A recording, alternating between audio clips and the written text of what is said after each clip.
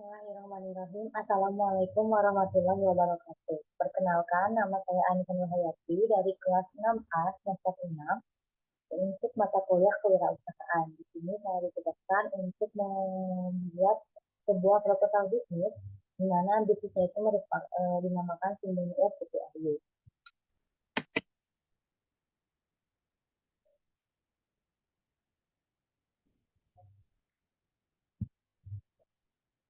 Untuk daftar isi yang ada pada proposal ini, yang pertama itu adalah latar belakang, yang kedua ada sejarah awal bisnis, yang ketiga ada deskripsi produk, yang keempat adalah strategi pemasaran, dan yang kelima ada kendala bisnis, yang keenam ada desain solusi, yang ketujuh ada mitra usaha, dan yang kedelapan ada dokumentasi produk.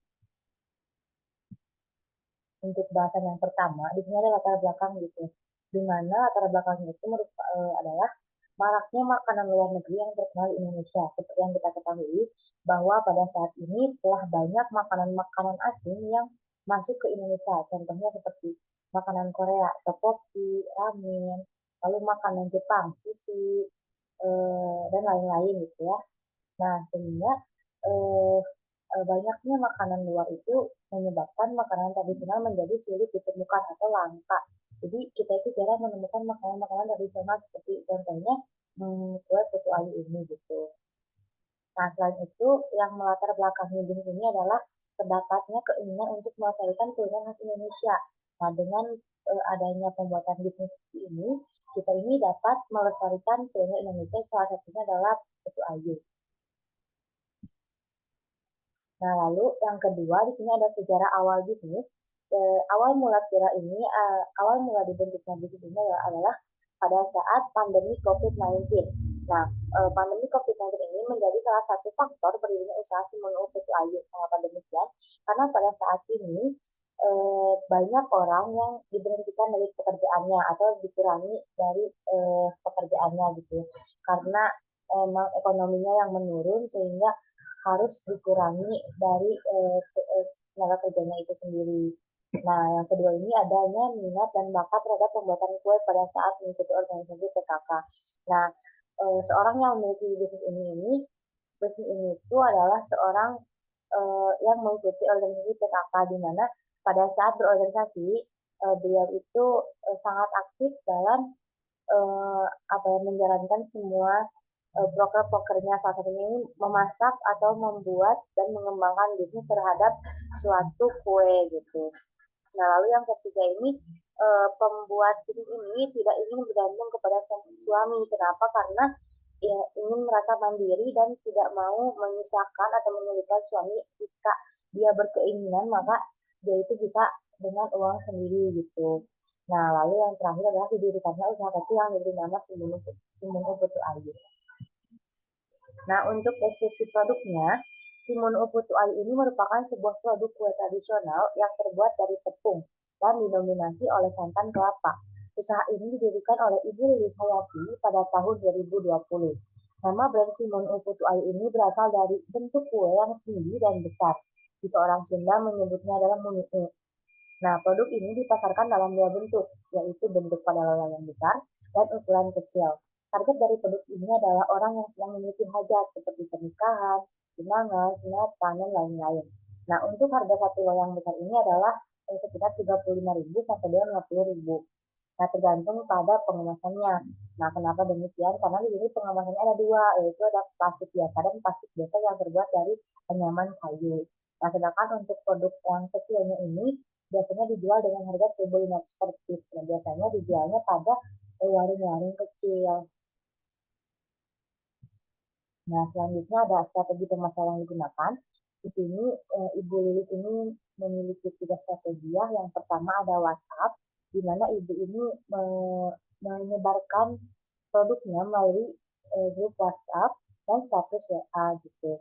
Nah, yang kedua itu ada interaksi sosial, di mana Ibu ini menyebarkan produknya melalui mulut ke mulut ke tetangga. Lalu ke tetangganya itu menyebarkan kembali kepada teman-temannya. Nah, lalu yang ketiga ada Instagram. Nah, di sini di Instagram ini sama hanya WhatsApp ya. Di Instagram ini ibu menyebarkan dengan story-nya gitu, sehingga nanti di sana tuh ada dari feed-nya juga di-share, lalu ada testimoninya dan lain-lain sebagainya. Nah, lalu setelah melakukan wawancara, terdapat beberapa kendala bisnis. Yang pertama, ada 3 kendala bisnis yang dialami oleh Ibu Lilis Hayati. Yang pertama dari jenis bahan. Nah, karena jenis bahan ini terbuat dari santan yang mudah basi, maka produk ini tergolong jenis yang makanan yang tidak tahan lama, sehingga dalam pemasarannya pun harus open PO, tidak bisa disediakan langsung karena takutnya basi. Nah, yang kedua, dilihat dari variasi produknya, hanya terdapat 2 variasi produk, yaitu loyang besar dan loyang kecil tanpa ada rasa lain-lain. Nah, lalu untuk strategi pemasarannya menurut saya itu sangat kurang karena eh, hanya menyebarkan dari 2 platform media sosial saja. Nah, lalu di sini untuk mengatasi kendala-kendala tersebut, saya mendesain sebuah pemikiran mengenai bisnis. Yang pertama ini ada enterprise, di mana sulitnya menemukan makanan tradisional seperti putu ayu. Yang kedua ada define, di mana saat ini kue putu ayu terkesan monoton dibandingkan dengan makanan modern lainnya. Seperti yang tadi kita lihat ya, bahwa variasinya cuma hanya 2 variasi. Sehingga di sini saya memiliki ide untuk memvariasikan produk agar menarik minat seorang terhadap produk tersebut. Nah, selain itu, strategi pemasarannya pun juga harus diperluas dengan menggunakan berbagai macam media sosial.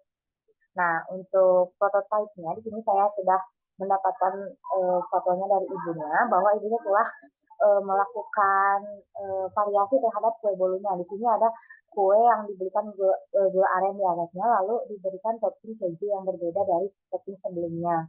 Nah, untuk teksnya nanti ada di slide selanjutnya, di testimoni. Nah, selanjutnya ada mitra usaha.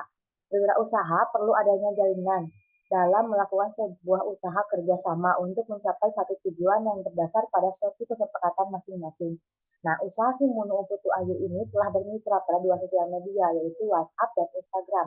Namun, menurut saya dirasa kurang untuk memajukan usaha jika hanya bergantung pada sosial media. Maka dari itu, saya mencari seorang pemilik usaha sejenis untuk diajak bekerja sama. Nah, pemilik usaha yang saya temukan adalah seorang pemilik usaha kue brownies kukus dengan banyak aneka rasa dan topping. Nah, pemilik usaha brownies tersebut bernama Uni Oktaviani. Ia merintis usaha tersebut pada saat pandemi karena terkena pemberhentian dari pekerjaan, sehingga perlu ada usaha sampingan yang harus dilakukan. Nah, menurut saya, bermitra dengan selama pemilik usaha sejenis akan memudahkan dalam pemasaran produk karena memiliki target yang sama, yaitu seorang yang suka kue. Sehingga dengan demikian, produk yang dijualkan akan lebih maju dan cepat populer. Nah, selanjutnya di sini ada dokumentasi produknya. Nah, ini adalah produk-produk yang belum diberikan solusi, di mana produknya itu terdapat ada 2 ya, ada 2 produk. Yang pertama itu yang loyang besar dan loyang kecil yang diberikan kepada warung-warung.